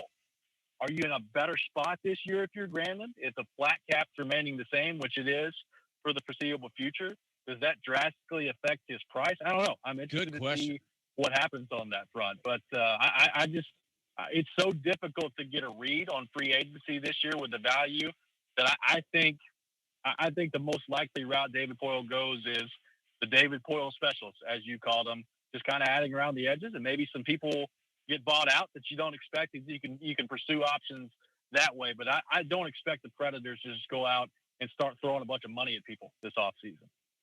Along the lines of the rock, some Forsberg, others being upset about this trade.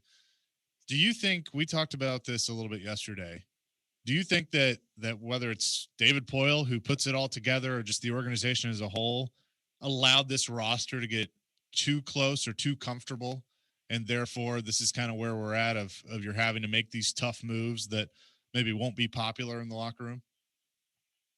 Yeah, I don't know. I mean, I've heard that theory countless times be thrown out there, and that to me is always an interesting one because, look, I do think there is such a thing in sports as getting too comfortable. I think for a while with this group, that was probably the case.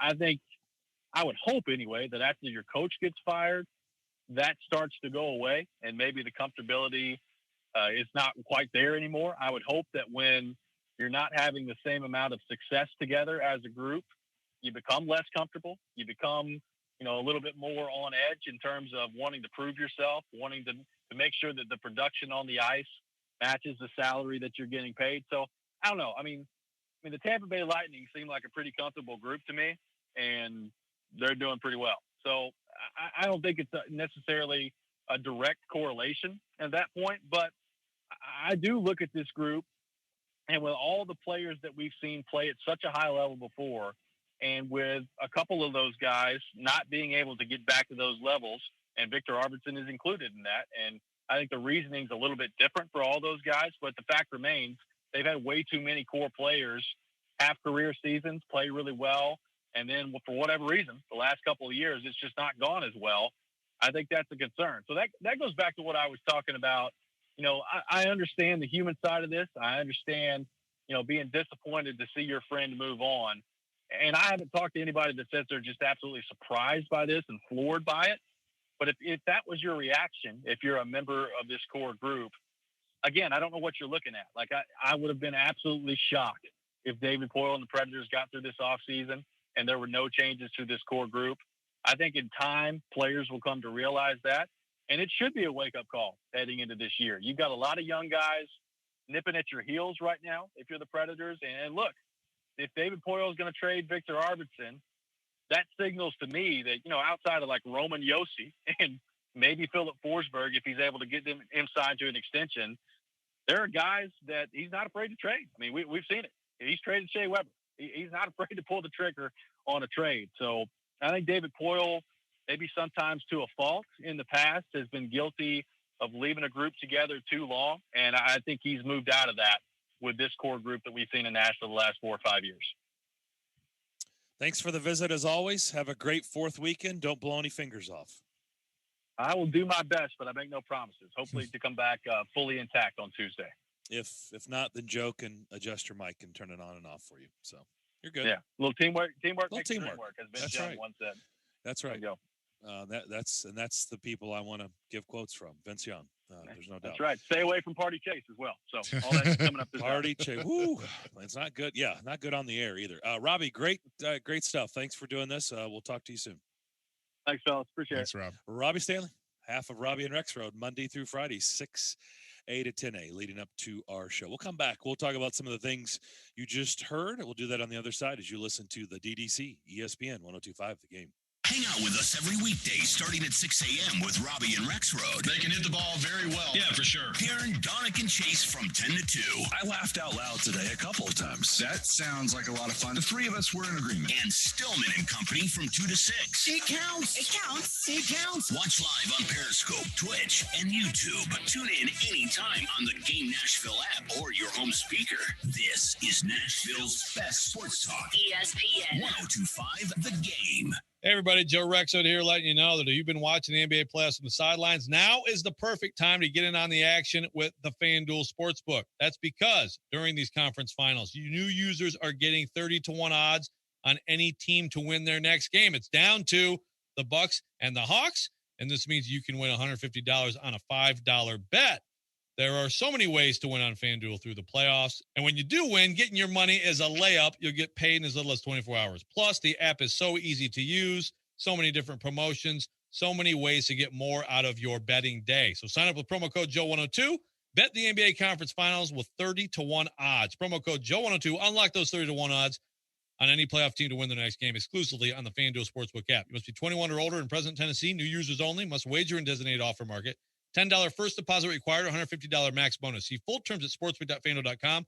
Gambling problem? Call the Tennessee Red Line 800-889-9789. Buy from where the dealers buy at Wholesale Inc. in Mount Juliet, powered by Rumble On. They're rebuilding to be bigger and better than ever and are ready to put you in the vehicle of your dreams. They'll even trade or buy anything with the VIN number. Cars, trucks, motorcycles, motorhomes, boats, and more. Buying a used vehicle should be fun and exciting, not stressful and boring. For those reasons, Wholesale Inc. makes it simple to browse and shop thousands of used cars, trucks, SUVs, and more at wholesaleinc.com. When you're in the market for a quality pre-owned vehicle, buy from where the dealers buy. Wholesale Inc. on Eastgate Boulevard in Mount Juliet and wholesaleinc.com. Lately, we've been getting a lot of calls and questions about acoustic wave therapy for the treatment of erectile dysfunction. This is a relatively new treatment for ED, but one we've been using for years. This is Kim for the Tennessee Men's Clinic, and if you're looking at acoustic wave therapy or any option to help your ED, it's worth a visit to check us out. Our wave therapy protocols use acoustic wave technology, but often also combine it with other treatments that can give most of our patients far higher satisfaction rates. There is no surgery nor any type of invasive procedures required, and while most clinics you hear about only offer sound wave treatments, with our urologist and provider's guidance, you can likely have sex the day after your appointment and experience fewer letdowns. With another one of our ED treatments, you can last up to an hour and a half, and our expertise in treating these issues means you'll get the results you want. So make your appointment today. We'll show you why our acoustic wave program is the better way to do wave therapy. Call us today at 615-208-9090 or go to TennesseeMen'sClinic.com. Visit our website to learn more, including side effects, treatments extra. Results vary. Let's be real.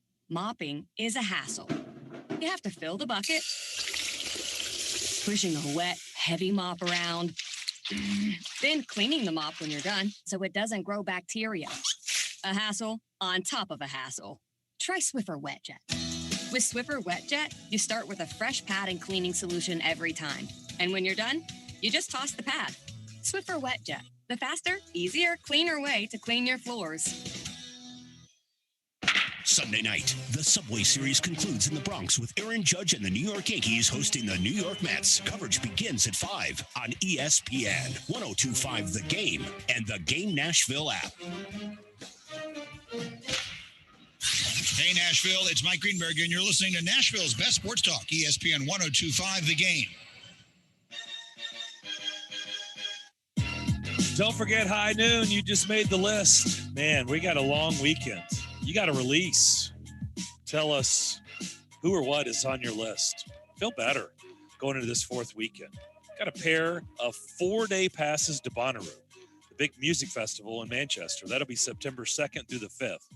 Foo Fighters will be the big act. Lizzo, My Morning Jacket, Incubus, and a lot more. So keep that in mind for High Noon. Also, something we talked about, Butch Bearden, single-day tickets for the Big Machine Music City Grand Prix, scheduled for August 6th through the 8th. Hey, we're a month away from that, just a little bit over a month away. They go on sale this Tuesday, July 6th, so keep that in mind after the 4th. Hopefully everybody's got Monday off. Tuesday the 6th, when you get back to work, hey, get in front of the computer. Starting at 10 a.m., you will be able to get tickets. A majority of the reserved grandstands are already sold out. A limited amount of single-day reserved grandstand and general admission tickets will be available for each of the 3 days of the Urban Racing Festival featuring NTT Indy Car Series. So keep that in mind on Tuesday. You can go to musiccitygp.com/tickets or ticketmaster.com, or you can also call the Titans ticket office at 615-555-4650. Looking forward to that event as well. So getting into the Predators discussion, good conversation there with Robbie. I asked him what's next on the list. So I'll ask you guys the same thing, excluding, here in a couple of weeks when David Boyle has to submit their protected list to the Seattle Kraken or to the league for the Seattle Kraken. Besides that, because everybody has to do that other than Vegas, which I don't agree with, but I still don't get that. Neither here nor there. But anyway, what's number 2 right now on the GM's list? I don't think anything will actually get done before you don't think the expansion. No, I don't think so. Okay. Because I don't think you can. If you sign somebody, you've got to protect that person. So I don't think it will happen. Now, okay. So the way I would answer it would be, I think now you can have the discussions behind the scenes with Granlund. And as he said, I mean, he came out and said he is going to circle back with Pekka Rinne and talk to him after July 4th. That's pretty soon. We're talking about next week, right? There's going to be a conversation between David Poile and Pekka Rinne next week. I think that will be in the plans of, okay, Pekka, are you in? And if so, now we got to figure out the terms, right? You know, it won't be signed on the dotted line until after the expansion draft. Does he tell Pekka, hey, I need an answer by so-and-so date, or no? I think so. I think so. I don't know if it's a hard deadline, but I think it's kind of a, we need to know. And I think they've already had that part of the conversation. Probably so. Yeah. I think they have a good idea of probably at this point, after that first conversation, they have a good idea of where it's going to go. My guess is they'll, if Pekka's coming back, there's going to be a handshake agreement of, hey, you're coming back for a year. We're going to pay you this amount. Or Pekka at this point could be like Mike Fisher did, like, figure out what you need to figure out. I mean, I'm not really worried about, how much you're going to pay me. Like, if it's 1 year, 1 million, I don't think anybody would be surprised, because it's like, hey, he's coming back for a year. He's going to be the backup. He wants the rest of the team taken care of. And to do that, he's got to feel good about their chances of winning, right? Sure. That would be a real honorable thing to do, but I would have to say Pekka's agent wouldn't feel that way. Yeah. Oh, yeah. Right. He would say, this guy can still play. Look at what he did in these last handful of games. He still can play. He's worth more than X, right? There would be a negotiation of some sort. But I think the other one that might be trickier, and Robbie just pointed it out, with Granlund, the market brought Granlund back to Nashville for 1 year. So what is the market? You won't know until free agency hits. But can you get any headway before he becomes an unrestricted free agent? Right now, you have the exclusive rights to kind of feel him out. What are you looking for? Here's what we're thinking. What are you thinking? There's probably going to be a gap there, right? Because Mikael Granlund and his agent are probably sitting there going, okay, we're gonna go again. And this year, it's going to be different. We're going to get a lot more. He deserves a raise after the season he had last year. And it's not in the goals and assists category, but it's in all of the essential roles that he was playing. Yeah. So what is the right price for him? I think you have time now to try to do some work on that.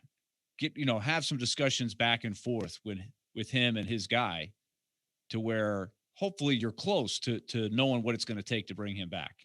I'd hate to lose after you lose Arvidsson. They play different positions, right? Arvidsson has always been a winger. Mikael Granlund ended up being a very important center in the John Hines system.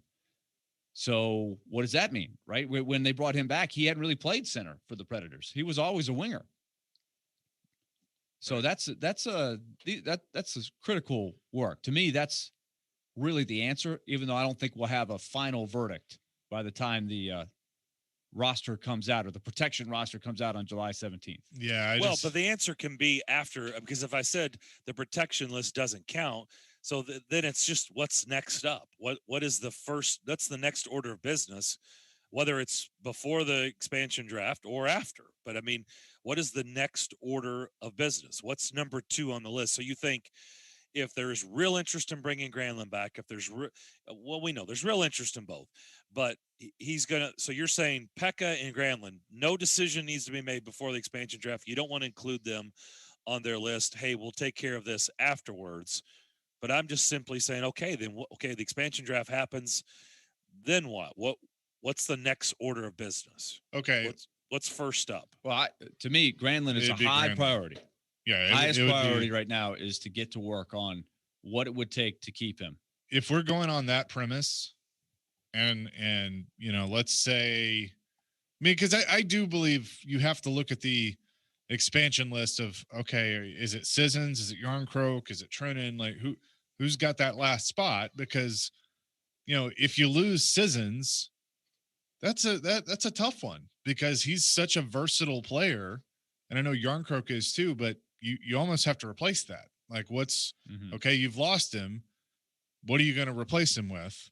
So you got to look at that. But I would say, just to answer your question, I'd go Granlund. It would be, you get through the expansion draft and the draft, you get through that, because, let's keep in mind that, the draft, there could be some moves. I mean, he could make a move at the draft, but you get through all of that, and then you focus on getting Granlund re-signed, if that's what both parties want to do. Okay, here's the next question. Does David Poile actually draft a player with the second-round pick he received from LA? It's a high second-round pick. I say yes.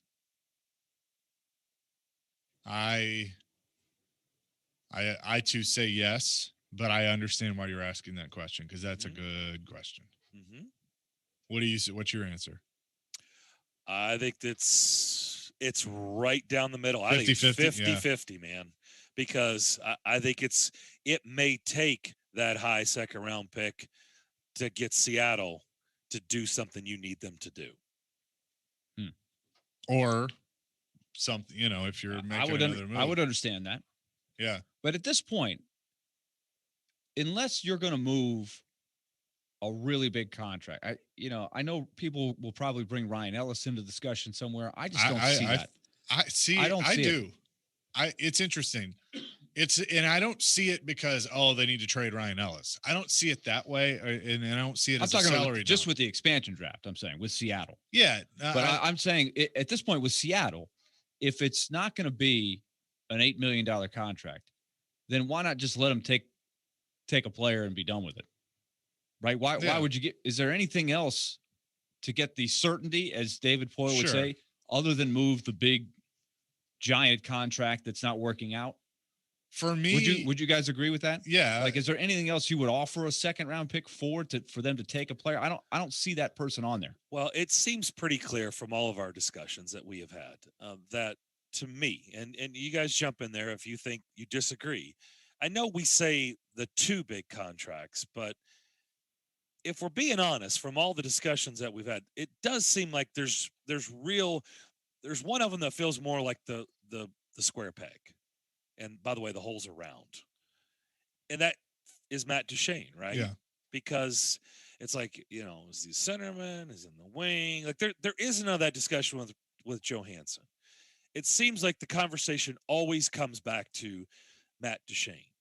And we know he's got a big contract with a ton of years left, and Seattle is just not going to take that off your hands. You are going to have to really entice them. There's going to have to be another door, right? Let's make a deal.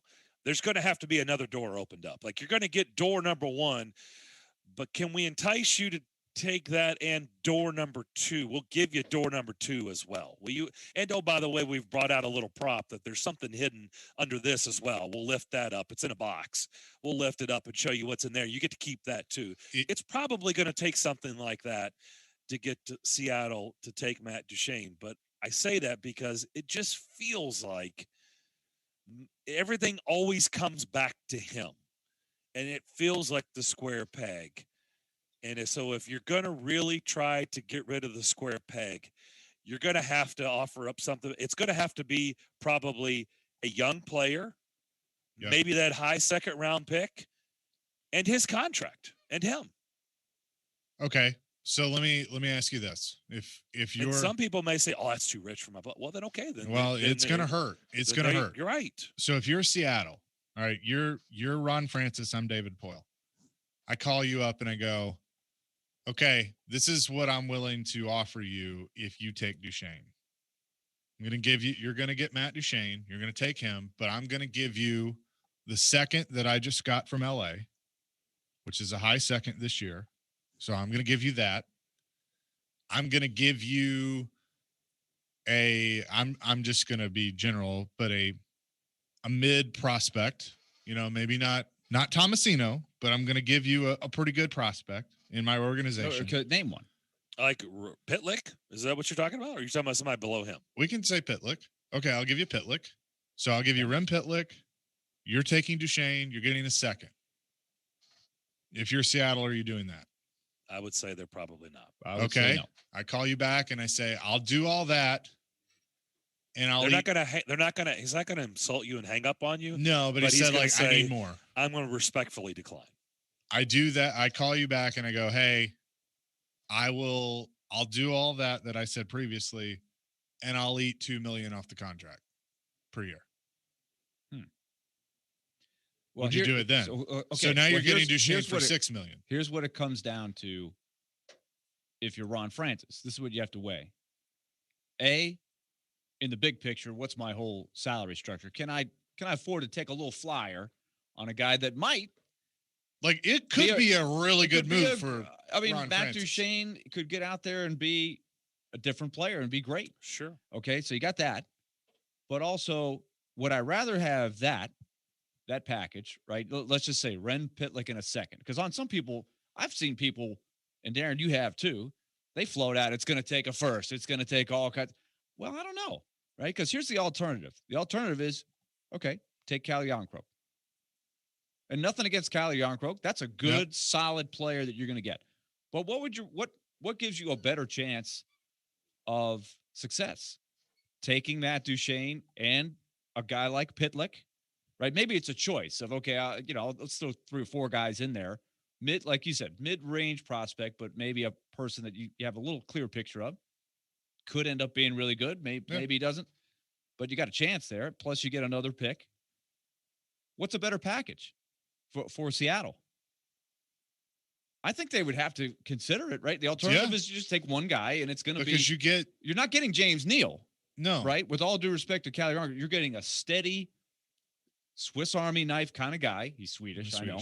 But and he's going to be – Cal Youngcroak almost led the team in goals last year. Right? I mean, he's a crafty guy that is exactly who he's going to be. You know exactly what you're getting. But what's better? But I think the package for Duchesne would be better because you're more in a position. You're just starting your franchise. Like, let's be honest. I know Vegas went to the Cup final their first year, but you're just starting your franchise. So Ron Francis, he's playing with house money to an extent. He can sit and gamble a little bit. And the gamble would be, all right, I get a prospect that could be pretty good. Could be. I get a second-round pick, which is going to yield me a prospect, which is close to a first. I think you would probably negotiate whether it's that pick or the regular second-round pick that the Predators have, which would be a little lower. Whichever, whatever you want. And what I'm throwing out there is I'm getting Poyle to eat some money that I'm not having to pay the full thing. Can you do that? That's the only thing I was wondering. Can you do that in the expansion draft? They may have to. That's a good question. I don't know. I never thought about that, honestly, until you brought it up. So I'm thinking, I know in trades you can. That's right. In trades you can. So I don't know why you couldn't, but that could be a nuance of the expansion process. But I do wonder if there's a little bit of thinking. It deep down, Ron Francis has got to know what is his real evaluation of Matt Duchesne. What if he's like? I think, and Darren, this is another thing I thought of as you're bringing this to the table, because I agree with you. Ryan Johansson has 4 years left on his deal. Matt Duchesne has at least 5. I think 5. Yeah, plus, but you just plus get a modified no trade clause at the end. The deal is better for Johansson. There's not as much term left, and Johansson, I think, is still a little bit more of a known quantity in a Predator uniform than Duchesne. But I think that at the same time, you have to be sitting there going, I can't just offer everything until they take the deal. Yeah. Right. It's got to be I got to be willing to walk off the car lot.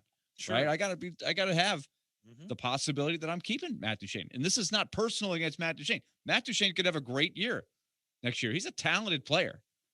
Right. It just hasn't worked for 2 years. It doesn't mean that he couldn't have a bounce back, just like Victor Arvidsson could have a bounce back. Sure. Right. I mean, these are the risks. But if these contracts weren't attached to these players, we wouldn't be having these conversations. Right. But you also have people that would text you and say, oh, you got to throw in a first. You got to throw in a prospect. I'll give them Fabro. You know, you can't go that far. Right. At some point, you got to say, you know what? I'm just got to keep Matt Duchesne and try to make it work. Let me throw this one at you. Here's Ron Francis. Okay. Hey, Ron. I'll take the Duchesne contract.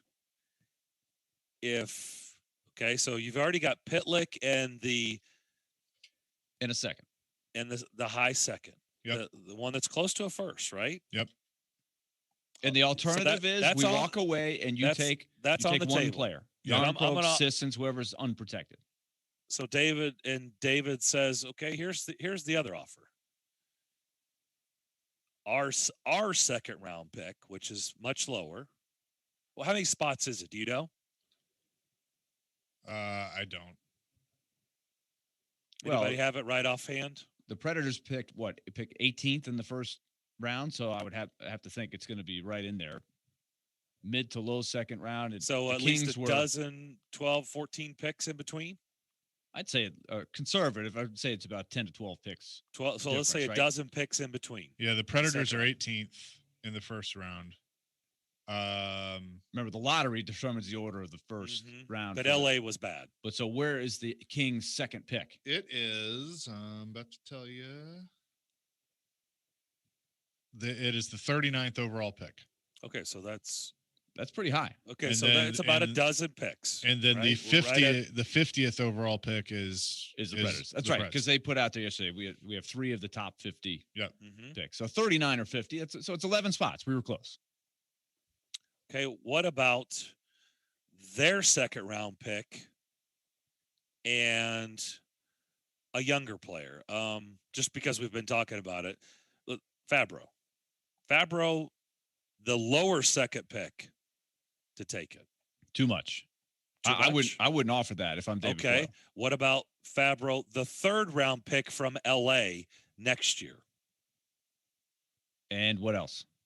You got to take Duchesne. You got to take Duchesne. Okay. Fabro, and you get the third round pick from LA next year. I'm not bringing Fabro into this discussion. Okay, so you say it's off the table. Yes. Okay. You cannot give them Duchesne and Fabro. Okay. No way. All right. But hear me out. I would say Too much. I would say Ron may say that we can't do anything. Okay, here, then I turn around to Ron, and say, okay, Ron, you take our unprotected list, which will include maybe Calle Yarncroke, Tanner Jeannot, Yakov Trenin. That might be your picks. It's either you. I think that's the type of player we're looking at, right? It's one of that group. But here's the deal. What's better for Ron Francis? Okay, but here's the deal. You got to look at this knowing that it's not going to feel good. It's just not. Well, you're asking them to take a massive contract off your hands. You're just not going to get out of it easy. And I can't give up Fabro. Then you could eat this contract for the next 5 years. I'd rather do that. This entire trade that we're talking about, this hypothetical trade, is littered with question marks on both sides. David Poile could pull that off, and both of them go out to Seattle and just suck, and he looks like a genius. They could both go out to Seattle, and Fabro turns into this stud defenseman that people here have thought like Gerard. Right? He could turn into Gerard in Colorado. And Duchesne has a semi bounce back, but it's like you got rid of the contract, and it is what it is. I mean, there are so many scenarios there, but I've already said it because when we had this conversation, if that's what it would take, I would do it. It would hurt. I wouldn't like it. I would need to pour a drink. But if it means that I can then turn around, pick up the phone, call Matthias Ekholm's agent, go, let's get this done, and not have to worry about it. Yep. Then boom, you're Phil done. Forsberg, done. Granlund, done. It opens up the door for all kinds of stuff. And by the way, and then keep going. Right. I mean, I think right now they can do all the things you just listed, but it's what can we do from here is the key. You can do it right now, but then you don't have a lot of flexibility after that. Right. And you're going to keep playing this game every single year. But you're up against it every single year. To me, Fabro is a non-negotiable. I would not put him out there. Okay. I don't know what else you're going to dangle out there that's going to get Seattle. Then you're back into, okay, then give us your first round pick. I do think I think I would rather give up the first round pick. Well, you're not going to just give up a first round pick and that's it. I mean, you don't want to give up anything. Like, you can't ask Seattle to take on all this and not give up something big. It's going to hurt. It's not going to be easy. A first round pick is a big thing to give up. I would say Chase has tapped into something that I'd like to know more about. Is that, can we talk money a little bit? Can I relieve, if it's not $8 million per year, can there be $1 million or $2 million shaved off of that, where the Predators pick up the tab for part of the deal. I think for them to make it a little more that, enticing to say, okay, I'm going to take on Matt Duchene for 5 years or whatever he's got left. It's at least 5. Yeah, I mean, I think for them to do that, they would almost have to. Yeah, they would have to leave something. They would have to leave something else that's a part of this exposed that they would still take. on the hook for $40 million. Right. But if if it's 6 per year and not 8 per year, sure. Does that make it a little more palatable? I don't know. Sure. But Elliot Friedman seemed to think they just don't want that kind of contract on their books to start with because they've got different ways. Unless, and neither did Vegas until Florida said, okay, then you can have Riley Smith. I mean, look, anything can happen. It's just like, is that for sale? No. Well, yes, it is, because everything is for sale for the right price. Yeah, no, we don't want to take that on, but can't you do a trade? If you throw an offer out there, Ron can change his mind on his stance. That may be true, but if you're willing to offer up something that, like you said, then what's better, choice A or choice B? Would you rather have choice A and hope all this works out and, man, you look like a genius? Or you just, you take choice B and, like you said, you threw out those names and that's what you get. I see a lot of alternatives to not having somebody like Pitlick. I think it just leaves you really thin if you give up a guy like Fabro, who I still think we don't have the whole thing. He's going to be inexpensive in his next deal. You got Carrier really inexpensive. You can really take the next couple years and see if those guys materialize into top 4 kind of guys. So let's just play this game for a second. If you do this, Fabro is gone. Your top 4, and you keep Ellis. So you re-sign Ekholm. So it's Yossi, Ellis, Carrier, Ekholm. Right. Do we know that Carrier will stick as a number 4 D? He's only played 19 games. I mean, he was outstanding, but you're meeting with the scouts on all of this stuff. Right, but I'd like to have more options. Because there's a big drop off after that. You have Ferentz that is basically in the same position that Fabro was in when Fabro started. But he's got 0 experience. He's got 2 games. Okay, Fabro had how many games? He's played over 100 games. I know, but I'm talking about when he started and you threw him in and traded PK Subban. You traded PK Subban, right? And I think in retrospect that was probably for Fabro that was a mistake. They had to rush his development, and I think that has stunted his growth. But what if that took? Yeah, but there was also probably a circumstance that we talked about. Ferentz needs to play at least. They needed to have told him that to get him to come out because they'd already done. We'd already been through the Jimmy Vesey thing. No question. They had to promise him that. You're right. They had to do it. But Ferentz, honestly, he needs to play at least a half a season, if not a full season, in Milwaukee to really get to where you know what you've got with him.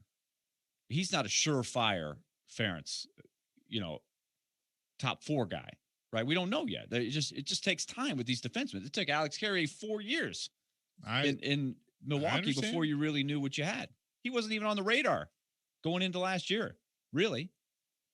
I mean, but Fabro's a first-round pick. He's got talent. I'm not ready to give up on him. He may not end up being beyond a third pick. It has nothing to do with you're missing. It has nothing to do with giving up on Fabro. It just may be what it takes to move the bigger piece. It's not about giving up on him. Really, he just happens to be in the line of crossfire. I mean, it's just you have to do something. You have to give him something, and it's not about you saying I'm giving up on you. It's saying I got to give up something that's going to hurt to get this other big piece, this other move off the books, or however you describe it. It's not really about.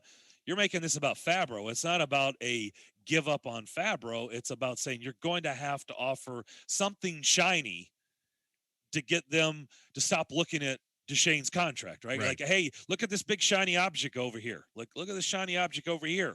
Stop looking at the contract, Ron. Look at me. You have to play Ron, ball. look at me. You have to give up something to get something in return, and the something in return is you lose $8 million off your books for the next 5 years. $40 million in a deal that just simply Hasn't not worked. worked. Right And- now, it has not worked. It doesn't mean it can't. To this point, it has not worked. And my theory on that, real quick, is, and I was for it, and I know you were kind of not against it, but I was you were not against it. You were I was hesitant. I guess. hesitant and on the cheap, much more than what the numbers that people were throwing out. But I believe, looking back on it, that we talk about comfort. I think Matt Duchene wanting to be in Nashville so bad, and just the connections to the city and bringing his family here, it just he walked in, he signed the deal, and he got comfortable. And that's no fault to him. It just, I mean, this is where he wanted to be, but you know, it therefore hasn't translated on the ice. And I like Matt Duchene as a person. Of course. Again, I wanted him here, but it's just not working. It's not personal. Well, you don't All have right, to. we got to end this. We got to end this because you just made the list, and we have a guest at 12:30. We'll come back. Hour number 3. You just made the list. Next. The MTSU Blue Raiders live here. Middle Tennessee. 3-ball, yes, sir. And when you're in the borough, tune us in on 97.5. In the end zone, caught, touchdown. We are Nashville's best sports talk. ESPN 102.5 The Game. From the Fox 17 News Code Red Weather Center. I'm Fox 17 News Code Red meteorologist Dan Guthrie. Skies are going to become sunnier and sunnier as we carry on throughout the day. Afternoon highs, low 80s. Will stay there for Saturday, and then Sunday and Monday, back to the 90s. This weather report brought to you by Hiller Plumbing, Heating, Cooling, and Electrical. Call my happy face truck today. Nashville's home for the NBA is 102.5 The Game and ESPN 94.9. Tune in for the biggest games every week. The place to bet the NBA is the all-new Twin Spires, now live in Tennessee. Download the Twin Spires app today. Bold Patriot Brewing Company is the place for American beer in Nashville with over 20 different styles to choose. Each beer celebrates our nation's great history, from Betsy Ross to Paul Revere and everything in between. Show your American pride and check out Bold Patriot Brewing Company, located in L&L Market off Charlotte Avenue. It's finally that time. Social Furniture's blowout 4th of July sale. You don't want to miss it before it's gone. Social Furniture is lighting you up with sofas, sectionals, dining rooms, and mattress sets for the whole family. Hurry up and get your new furniture before it disappears. Social Furniture offers same-day delivery and free curbside pickups. Buy today with no money down and no interest. Visit Social Furniture in West Nashville at 5412